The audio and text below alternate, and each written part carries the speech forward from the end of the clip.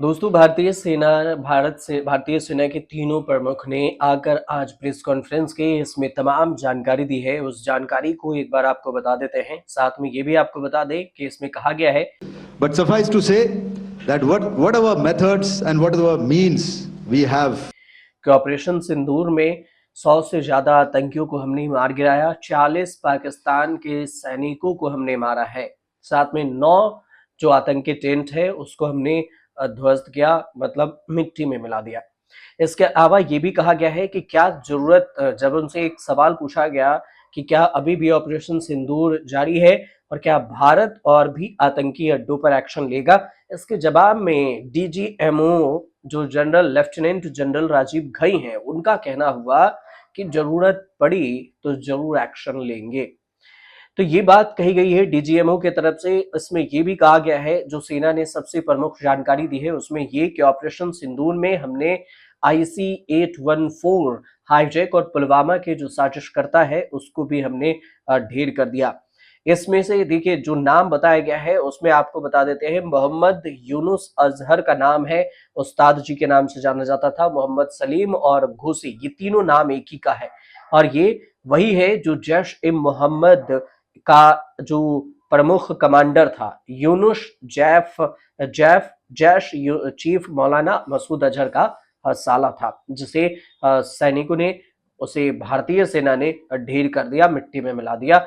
और जैश ए मोहम्मद के लिए जो वेपन ट्रेनिंग का जिम्मेदारी इसके पास था, इसे भी सेना ने ध्वस्त कर दिया, मतलब मार गिराया। दूसरी बात है कि इसमें यूसुफ अजहर है, अब्दुल मलिक रऊफुक है और मुद्दसीर अहमद है, इसे भी मार गिराया है। तो जो सेना ने ये जानकारी दी है। जो दूसरी सबसे बड़ी जानकारी वो दी गई है डीजीएमओ के तरफ से कि भारतीय सेना ने एलओसी पर जो पाकिस्तान के 40 जवानों को मार गिराया है ऑपरेशन सिंदूर के दौरान। उन्होंने ये भी कहा कि जो गोलाबारी हुई उसके बाद मिलिट्री ऑपरेशन में ये बात कही गई है कि ये चीजें एक्शन लिया गया है।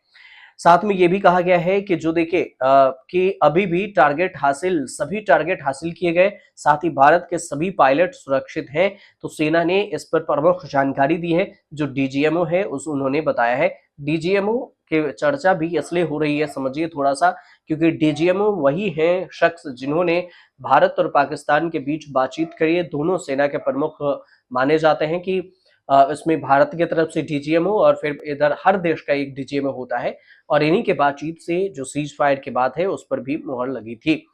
अब इसमें एक चीज और जो सामने आई है वो कि नेवी ने कहा कि जो ऑपरेशन सिंदूर है उस वक्त कराची पोर्ट को भी हमारे टारगेट पर रखा गया था, कि हम कराची पोर्ट को भी टारगेट पर ले रखे थे। भारतीय सेना ने प्रेस कॉन्फ्रेंस में इस बात का जिक्र किया है कि पाकिस्तान ने अगर आगे फिर से कोई हिमाकत की तो फिर हम आज जो देखे तो उस पर ऐसा हमला होगा जो कल्पना से परे होगा। और अभी भी हमने आतंकी कैंपों को निशाना बनाया है, एयरबेस को भी हमने ध्वस्त किया है, ये बात कही गई है। इंडियन आर्मी की तरफ से ये जो डीजीएमओ है उन्होंने जानकारी दी, राजीव घई। साथ में नेवी के वाइस एडमिरल ने बताया है कि कराची भी हमारे टारगेट पर था। ये जो है ये प्रमुख जानकारी है। साथ ही आप ये भी समझ लीजिए इसमें कि अब तक के जिक्र में कि इस भारत की तरफ से ऑपरेशन सिंदूर से क्या हासिल हुआ, तो ऐसे 3 बड़े लक्ष्य को भारत ने भेदने की कोशिश की। उसमें सैन्य लक्ष्य है, जिसमें प्रधानमंत्री मोदी का बयान था मिट्टी में मिला देंगे, तो आतंकियों को उन्होंने 100 आतंकियों को ढेर किया। दूसरा राजनीतिक उद्देश्य जो सिंधु जल संधि है उसको रद्द किया। और तीसरा जो है मनोवैज्ञानिक उद्देश्य, मतलब साइकोलॉजिकल प्रेशर भी क्रिएट किया। और इससे पाकिस्तान को ये भी पता चल गया कि भारत ने कहा कि हम घुसकर मारेंगे, तो घुसकर मारेंगे वाली बात भी सही हो गई।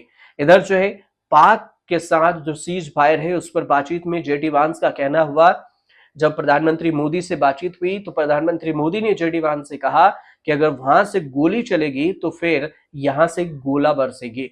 ये भी आप मत भूलिए, क्योंकि हम जो बात किए थे हम सीज फायर की, लेकिन हम अगर उधर से शांति नहीं है तो हम उसका एक एक जवाब जरूर देंगे। ये बात है सेना की तरफ से जो बात कही गई है। तीनों सेनाओं ने अपने तरीके से बातचीत में इस बात का जिक्र किया है कि आगे क्या कुछ किया जाएगा।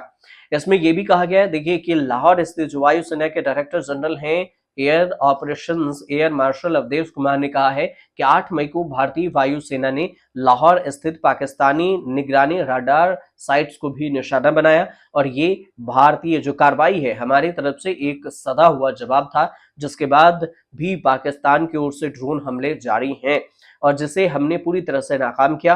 उन्होंने ये भी बताया कि पाकिस्तानी ड्रोन और अन्य QAV जो है उन्होंने एक साथ कई भारतीय एयरबेस को निशाना बनाने की कोशिश की, लेकिन भारत ने एयर डिफेंस सिस्टम S-400 और बाकियों की सहायता से उसको निष्क्रिय कर दिया।